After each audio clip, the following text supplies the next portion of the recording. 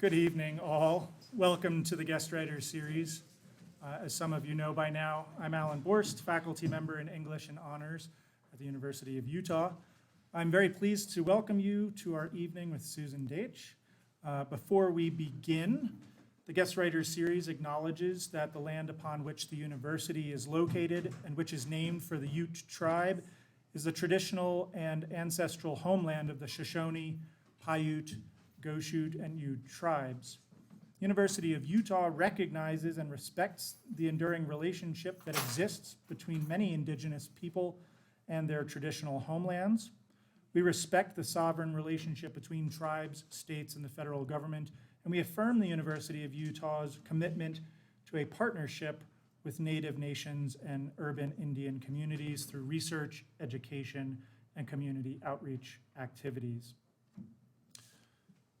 The Guest Writer Series is supported by the University of Utah's English Department and the Office of the Senior Vice President for Academic Affairs.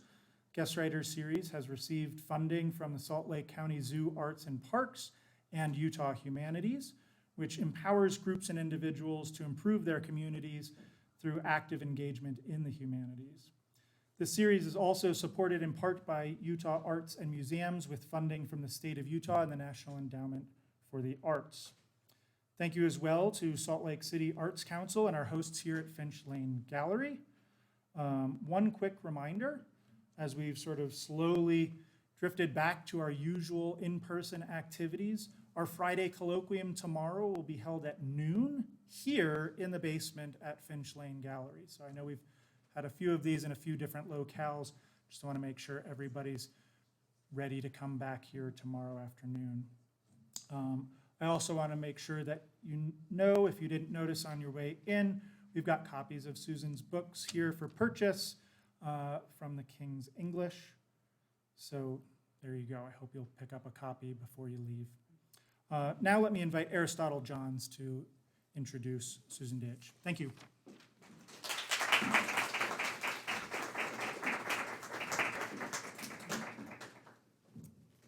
Hi, everybody. So there's this pesky question that we get a lot, be it on boxy forms or at gatherings that we don't really want to be at. And that question is, well, what do you do? What's your occupation? When I hear that question, I long quite deeply to be a character in Susan Daitch's fiction. That way I could give an answer like, oh, my job? I'm a forensic sculptor. I shape the faces of the unidentified dead out of clay. Or I'm a colorist for a serial comic about a space heroine named Electra. I'm in search of a lost ancient city. I captain the Staten Island ferry, and I tell you, I've about had it. I design movie sets. Oh, you do? What a coincidence. I'm a speech and accent coach for the actors who wear monkey masks in Siege of the Planet of the Apes. Or I'm an art forger, specializing in Egyptian hieroglyphics. Or maybe I'm the owner of a brothel in the 17th century city of Vienna during the Ottoman siege. I could go on. This isn't just to say that Susan Daitch chooses the most tantalizing jobs for her characters, which clearly she does. It's to say more substantially that Daitch depicts characters that are occupied by their occupations. These jobs inform the worldview and vocabulary, the circumstances, and the very lives of these characters. The reader is then implicated in this occupation. It's because of Julie, a character in The Colorist, who is the comic strip colorist, that the reader can no longer understand color or narrative or image or story in quite the same way. Or maybe there's Schusterman, the accent coach in Siege of Comedians, as he invites the reader into deeper questions about language, about accents, about vocal anatomy, about the limits of linguistic understanding. We now know, after reading this book, that a Henry VIII in forensic sculptor speak means a body was found separately from the head. It's also thanks to that fact, and thanks to my tenure as a Walmart deli slicer, that I could tell you what a jailhouse special is. But trust me, you don't even want to know. This is all just to say, when reading Susan Daitch, that I realize that we are what we do. In very real and soul-deep ways, we are the sum of every one of our actions, which is true all the way down to the clipping of our fingernails. And in Daitch's fiction, these actions, both big and small, take place in a broader world that oftentimes tries to disrupt or frustrate human agency, whether that's via politics or war or gendered expectation or violence or all the complexities and pains of history. But in spite of all this, Daitch's fiction has no shortage of characters who find ways to do things, even if the world forces them to do these things at a slant or in masquerade or in resistance. Thus, the reader can witness the process at which the aggregate of decision and indecision and undecision ultimately coalesces to make a human life. On that note, here's a brief list of some of the things that Susan Daitch has done. She's the author of the short story collection Storytown and 6 novels, including The Colorist and The Lost Civilization of Sualusadir, and her most recent novel, Siege of Comedians. Daitch has received a New York Foundation for the Arts Fellowship in Fiction and 2 Vogelstein Awards for her work, and her novel Elsie won an NEA Heritage Award and was a Lannan Foundation Selection. She teaches at Hunter College. But in conclusion, she's also written fiction that shows me in real and considered ways that what I do and what has been done to me actually makes me. It heaps me up. And knowing that, when reading the words of Susan Daitch, they make me want to do nothing but good. So please welcome Susan Daitch.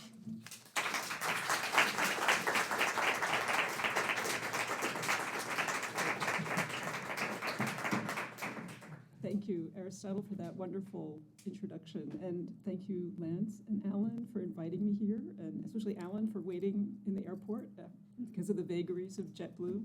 We got delayed in Denver. This is actually not the first time I've been in Salt Lake City. I was here in 1968.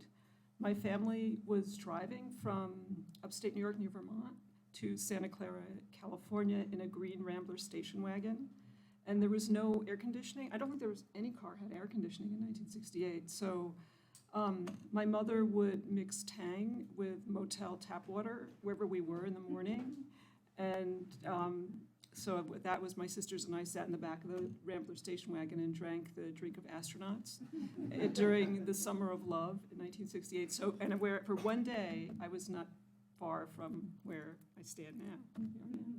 So what I thought I'd read is not from Siege of Comedians, but I was asked to write a piece for Pioneer Works, which is about the images that influenced the writing of Siege of Comedians, things I was thinking about while I was writing it. Pioneer Works is a space on the waterfront in Brooklyn and Red Hook that is a sort of science, technology, art space. And on their website, they have a series called 13 Ways of Seeing, where Rob Spillman, who is the editor of the broadcast series, asked writers who had books coming out to assemble 13 images and talk about them. So I was happy to do that, and so I thought I'd read that piece tonight. It's also online, and a lot of Pioneer Works stuff is online, and it's a great site to explore if you're not actually in Red Hook. So Aristotle, I'll say next slide and go from there. Okay, so great. So this is a photograph from 2015 that showed refugee children watching Tom and Jerry cartoons while confined to the arcaded halls of the Kileti train station in Budapest. Outside, statues of James Watts and George Stephenson, symbols of engineering and locomotion, stood in their eticules, but the children and their families weren't going anywhere. Even if their parents had tickets to other cities, they weren't allowed to leave. In cadences reminiscent of Dr. Seuss, Prime Minister Viktor Orban said, "We do not want them. We do not want this. We do not want that at all. We do not want to be a diverse country." What he did want, the refugees to be sent back to Syria, Afghanistan, or wherever it was they came from. Next. Years earlier, I'd come across the story of one of the last battles between the Ottoman Turks and the Austro-Hungarian Empire. Even writing that sentence, I found the heavy drapery of it really unappealing. But there was a story embedded in that event that was odd, strange, unexamined. Sultan Mustafa, believing he would win, brought his harem all the way from Istanbul through the Balkans, almost to the gates of Vienna. He lost, and the men and women harem dwellers of the inner Topkapi Palace were brought into the northern city not as prisoners, but as free agents. In the British Museum, I read 17th century accounts of the end of the battle. There were precise lists of what was taken back to the city. 9,000 laden wagons, 600 prisoners, 17,000 oxen, 60,000 camels, 700 horses, 100 heavy cannon, 70 field pieces, 500 guns, 25,000 bullets, 553 bombs, 505 barrels of gunpowder, 74 pairs of silver kettle drums, and 82 women. The procession would have ended on the Ringstrasse or a palace or somewhere, but then the trail ran cold. What happened to those 82 women? What would have been like to live your entire life in isolation? Then the doors open and you're in a foreign city far from your place of origin. Your feet land on pavement or dirt, not a tiled floor or a carpet. The language is an undifferentiated sea of sound. There is currency, some of it paper, and this is new. Architecture is experienced from the outside rather than from within. People dress in incomprehensible layers of clothing, but their statues are naked. The quotidian mechanics of eating, sleeping, walking on the streets alone all have to be figured out, like an episode of Survivor, Enlightenment style. What also has to be figured out, most of the citizens hate you and what you represent to them. In the antagonism created by those creaky, tedious battles fought with blades and horses and camels lay the future footprints of trapped children watching cartoons. Okay, next slide. I didn't want to use the word harem. Harem comes with so many received ideas, from I Dream of Jeannie to all kinds of Orientalist fantasies. Please leave me out of this. I wanted to write about that early condition of forced exile without assigning the ornamentation, the curlicues and fillets of those empires, Holy Roman, Ottoman, swords, flying saucer lace collars, veils, scimitars, wigs like poodle brains, all kinds of words exiled, restricted, looked at askance, outlawed. When Georges Perec, there's George, elided the letter E in La Disparition, he was writing around an event he couldn't name, a sense of loss embedded in a lipogrammatic constraint. Next slide. The military leader and victor of that battle, Eugene of Savoy, was the subject of a biography published in 1712 that nearly fell apart in my hands when I read it in the British Museum. Prince Eugene, not the man you took him for, or a merry tale of a modern hero, and he wasn't. Savoy was also a queer cross-dressing renegade from France known as Mars without Venus, who would later burn Sarajevo to the ground. This is a gun from that battle that is in the Metropolitan Museum of New York. An SS Panzer Division would be named after him. Even the pronunciation of his name, in German, Eugen, sounded like a monster that puts all its weight on one foot and then the next when walking, or the name of a drug, an abbreviation for a chemical formula, something to run away from. Next slide. This is an image from Belgrade. This was the site of the 1938 sort of like a World's Fair, a very small World's Fair that was in Belgrade in 1938. And then in 1941, it was made into a death camp, turned into a death camp. And then in the present, in recent years, homeless squatters have taken over the surviving structures, and it's been controversial in terms of what should actually be on that site. And so this image is from a multidisciplinary research group called Forensic Architecture, which is based in London.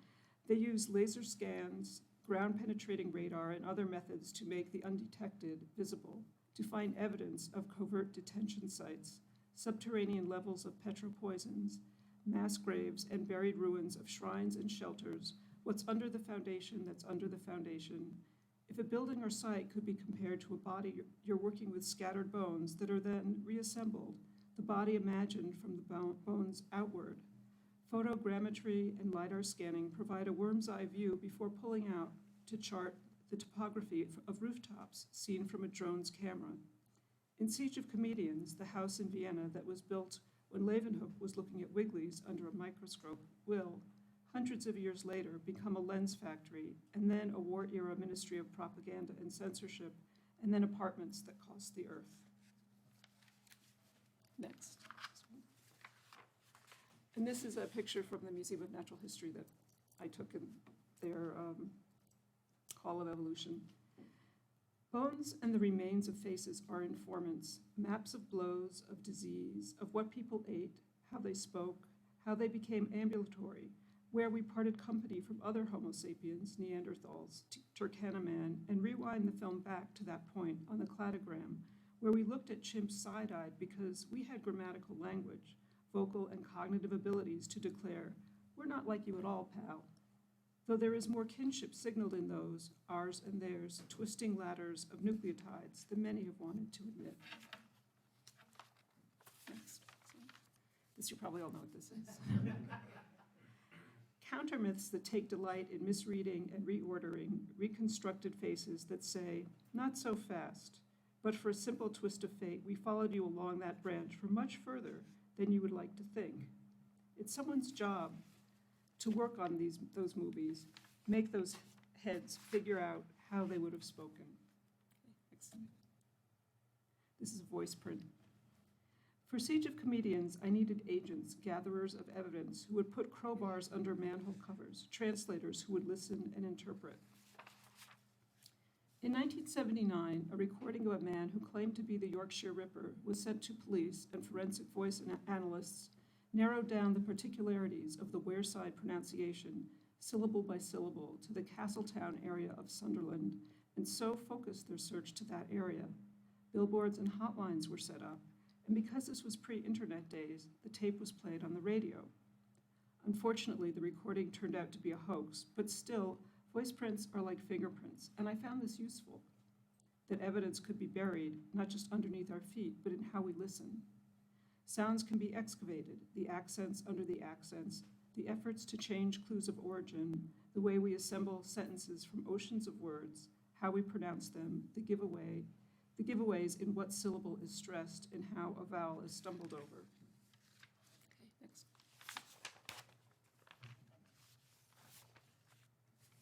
In the stories of some real actors who became, some of the stories of some real actors who became refugees appear in Siege of Comedians, in passages labeled adversaria, brief factories of facts.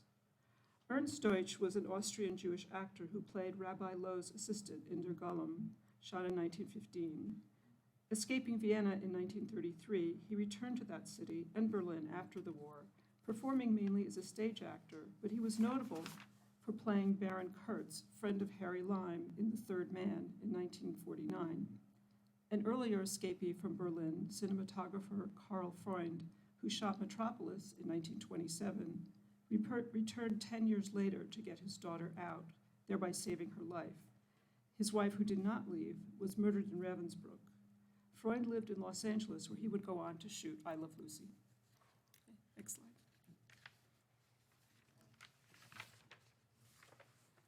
There is also the story of Lottie Renninger, who escaped but returned to take care of her mother. Trapped in Berlin, she was forced to make propaganda films for the Reich. But before she became a reluctant propagandist, she made silhouette animations influenced by Turkish shadow puppets, entertainments meant for children, but also in their own way subversive. The most well-known character was Prince Ahmed, who wore a feathered turban, shoes with turned-up toes. Next. Besides apes and crocodiles, another animal important to Siege of Comedians was a white rhino living in the zoo on the Schönberg Palace grounds in Vienna, believed to be a reincarnation of Leni Riefenstahl. This, as far as is known, is not a fact.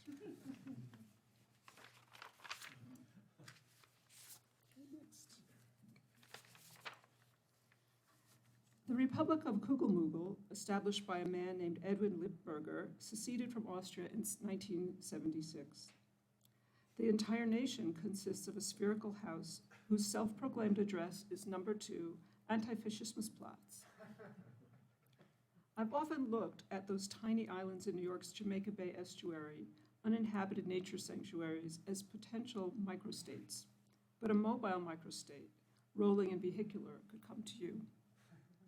This is the Republic of Kugelmugel began in the town of Katzeldorf because the mayor of Katzeldorf said to Lippberger, you can't have a spherical structure in our town. We only will accept square houses. So he said, okay, then I'm declaring my own republic.